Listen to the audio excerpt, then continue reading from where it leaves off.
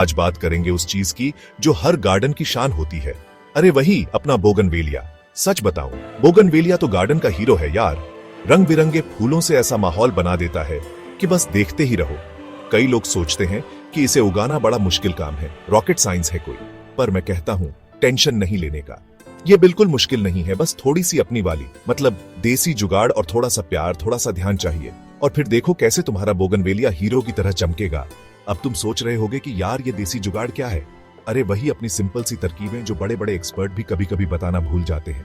मैं कोई लंबा चौड़ा लेक्चर नहीं देने वाला, ना ही कोई भारी भरकम किताबें पढ़वाऊंगा। सीधी सरल बात करेंगे, जैसे अपने यार दोस्तों में होती है। ये लो सिंपल टिप्स देता हूं, जिन्हें फॉलो करके तुम भी अपने घर में बोगनवेलिया का जलवा बिखेर सकते हो। तो कुर्सी की पेटी बांध लो, क्योंकि आज हम बोगनवेलिया उगाने के वो राज खोलने वाले हैं जो हर कोई नहीं बताता। तो तैयार हो जाओ अपने गार्डन को और भी खूबसूरत बनाने के लिए। मैं तुम्हें ऐसे टिप्स दूंगा जो एकदम प्रैक्टिकल हैं, जिन्हें कोई भी आसानी से कर सकता है। कोई फैंसी चीजों की जरूरत नहीं, बस थोड़ी सी मिट्टी, थोड़ा पानी और मेरा बताया हुआ तरीका। और हाँ, वीडियो को एंड तक देखना। फिर शुरू करते हैं बोगनवेलिया की कहानी मेरे स्टाइल में। तो सबसे पहली और सबसे जरूरी चीज भाई लोग, वो है धूप। हाँ, सूरज की रोशनी। बोगनवेलिया ना थोड़ा धूप का दीवाना है। इसको फुल धूप वाली जगह दे, मतलब ऐसी जगह जहां दिन में कम से कम 6 घंटे तो सीधी धूप आती ही हो। बालकनी हो, छत हो या गार्डन का कोई कोना, बस धूप भरपूर मिलनी चाहिए। तुम जितनी ज्यादा धूप इसे दोगे ना, ये उतना ही खुश होकर तुम्हें ज्यादा फूल देगा। समझ लो, धूप इसके लिए टॉनिक है, एनर्जी ड्रिंक है। कम धूप में रखोगे तो बेचारा सुस्त हो जाएगा, फूल भी कम देगा और शायद सिर्फ पत्ते ही पत्ते नजर आए। अब ये मत सोचना कि सुबह की हल्की धूप दिखा दी और काम हो गया। ना भाई ना, इसे चाहिए वो तेज वाली जानदार धूप। जितनी ज्यादा धूप उतने ज्यादा फूल, ये सीधा सा हिसाब है। अगर तुम्हारे घर में ऐसी जगह नहीं है जहां सीधी धूप आती हो, तो थोड़ा मुश्किल हो सकता है। पर कोशिश करो कि ज्यादा से ज्यादा देर तक इसे रोशनी मिले। ये समझ लो कि बोगनवेलिया के लिए धूप ही उसका मेकअप आर्टिस्ट है, जो उसे रंग बिरंगे फूलों से सजाता है। तो धूप के मामले में कोई कंजूसी नहीं, फुल पावर धूप दो इसे। अब बात करते हैं मिट्टी की, मतलब जिसमें यह पौधा अपनी जड़ें जमाएगा। देखो यार, बोगनवेलिया को ऐसी मिट्टी पसंद है जो पानी को पकड़कर ना रखे, मतलब अच्छी ड्रेनेज वाली मिट्टी यूज कर। अगर मिट्टी में पानी रुका रहेगा ना, तो इसकी जड़ें सड़ सकती हैं और फिर पौधा टाटा बाय बाय बोल देगा। तो मिट्टी ऐसी बनाओ कि पानी डालो और वो नीचे से निकल जाए, रुके नहीं। तुम नॉर्मल गार्डन वाली मिट्टी ले सकते हो, उसमें थोड़ी रेत और थोड़ी खाद मिला लो, बस बन गई बढ़िया मिट्टी। ये देसी जुगाड़ हमेशा काम आता है। पानी देने का भी एक तरीका है। मिट्टी को अच्छे से गीला कर दो, मतलब इतना पानी दो कि नीचे गमले के छेद से थोड़ा बाहर आ जाए। लेकिन उसके बाद अगली बार पानी तभी देना जब मिट्टी ऊपर से थोड़ी सूख जाए। उंगली डालकर चेक कर सकते हो, अगर मिट्टी सूखी लगे तभी पानी दो। रोज रोज पानी डालकर इसे परेशान मत करना। ओवर वाटरिंग इसके वाइब को ऑफ कर देता है, पौधे को स्ट्रेस में डाल देता है और वो फूल देना कम कर सकता है। तो याद रखना, मिट्टी वेल ड्रेन्ड और पानी तभी जब जरूरत हो। जैसे हमें टाइम टाइम पर अच्छा खाना चाहिए होता है ना, वैसे ही बोगनवेलिया को भी थोड़ी खाद चाहिए होती है, ताकि वो मस्त फले फूले। तो भाई, हर महीने थोड़ी सी खाद, मतलब बहुत थोड़ी सी, पानी में अच्छे से घोलकर डाल दे। ये इसके लिए बूस्टर डोज जैसा काम करेगा। बाजार में कई तरह की खाद मिलती है, तुम कोई भी बैलेंस्ड एनपीके खाद ले सकते हो, या फिर वर्मी कंपोस्ट भी बढ़िया रहती है।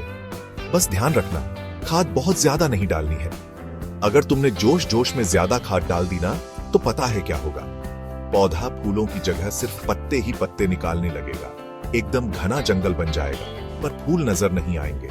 और हम तो इसे फूलों के लिए ही उगा रहे हैं ना, तो खाद के मामले में कंजूसी भी नहीं करनी और ज्यादती भी नहीं। बस महीने में एक बार थोड़ी सी प्यार से। ये समझ लो कि ये पौधे का सप्लीमेंट है, जो उसे हेल्दी और फूलों से भरा रखेगा। थोड़ा सा ध्यान और रिजल्ट बेहतरीन। अब आते हैं कटिंग पर, जिसे हम प्रूनिंग भी कहते हैं। देखो यार, बोगनवेलिया की थोड़ी बहुत कटाई छंटाई करना जरूरी है, खासकर सर्दी के मौसम के आखिर में। इससे क्या होता है कि पौधे को एक अच्छी शेप मिलती है, वो झाड़ी जैसा नहीं लगता, और सबसे बड़ी बात, इससे नए फूलों को आने में बूस्ट मिलता है। जो पुरानी, सूखी या कमजोर टहनियां हैं, उन्हें काट दो। इससे पौधे की एनर्जी सही जगह लगेगी और वो ज्यादा फूल देगा। कटिंग करते टाइम डरो मत, ये पौधे के लिए अच्छा ही होता है। सोचो जैसे हम बाल कटवाते हैं ना फ्रेश लुक के लिए, वैसे ही पौधे की कटिंग भी जरूरी है। इससे नई ग्रोथ अच्छी होती है और पौधा और घना और फूलों से लदा हुआ दिखता है। बस एक साफ सुथरी कैंची या प्रूनर लेना और जो टहनियां आड़ी तिरछी जा रही हो या पौधे की शेप बिगाड़ रही हो उन्हें हटा दो। ये छोटा सा काम तुम्हारे बोगनवेलिया को और भी शानदार बना देगा, कसम से। जब बोगनवेलिया छोटा होता है ना तो उसे थोड़े सहारे की जरूरत पड़ सकती है, खासकर अगर तुम उसे बेल की तरह बढ़ाना चाहते हो। तो शुरू में ही उसे कोई स्टिक या छोटा सा ट्रेलिस लगाकर सपोर्ट दे दो। इससे क्या होगा कि पौधा सीधा बढ़ेगा और उसकी जड़ें भी मजबूत होंगी। अगर तुम शुरू में सपोर्ट नहीं दोगे और पौधा टेढ़ा मेढ़ा बढ़ने लगा तो बाद में उसे सीधा करने की कोशिश में उसकी जड़ों को चोट लग सकती है और वो बेचारा स्ट्रेस में आ जाएगा। ये बिल्कुल वैसा ही है जैसे छोटे बच्चे को चलना सिखाते वक्त हम उसका हाथ पकड़ते हैं। शुरू का सपोर्ट बहुत काम आता है। एक बार जब पौधा थोड़ा बड़ा हो जाए और उसकी टहनियां मजबूत हो जाएं, तो वो खुद ही अपना रास्ता बना लेगा। लेकिन शुरुआती सहारा देना बहुत जरूरी है ताकि उसकी नींव मजबूत बने। तो एक पतली सी लकड़ी की डंडी या बांस की फट्टी गमले में गाड़ दो और पौधे को हल्के से उसके साथ बांध दो। ये छोटी सी चीज पौधे की ग्रोथ में बड़ा फर्क लाएगी। अब ये वाली टिप थोड़ी हटके है और शायद सुनकर तुम्हें थोड़ा अजीब लगे, लेकिन सच ये है कि बोगनवेलिया थोड़ा ड्रामा किंग है। अगर तुम इसे थोड़ा सा पानी कम दोगे ना, मतलब हल्का सा स्ट्रेस में रखोगे, तो ये और ज्यादा फूल देता है। हाँ, तुमने सही सुना।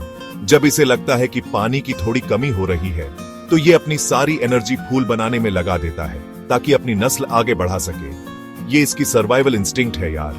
लेकिन इसका मतलब ये नहीं कि इसे बिल्कुल ही सूखा मार दो। नहीं, ऐसा मत करना।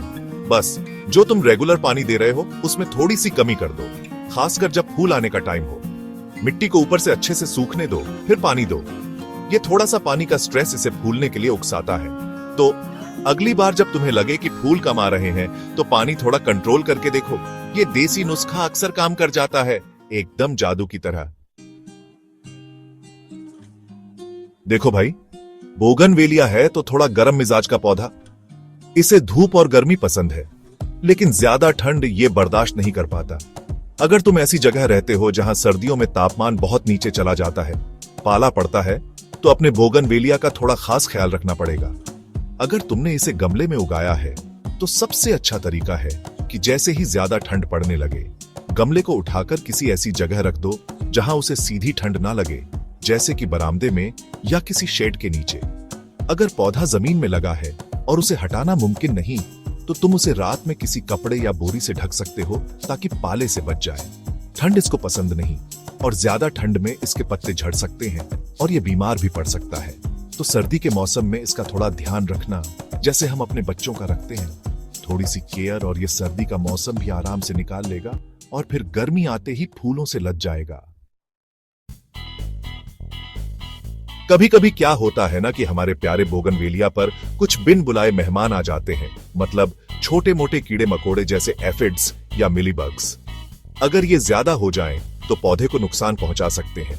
तो टाइम टाइम पर अपने पौधे को ध्यान से चेक करते रहा करो, खासकर पत्तियों के नीचे और नई टहनियों पर। अगर तुम्हें कोई कीड़े मकोड़े नजर आए तो घबराने की बात नहीं है, इसका भी देसी इलाज है अपने पास।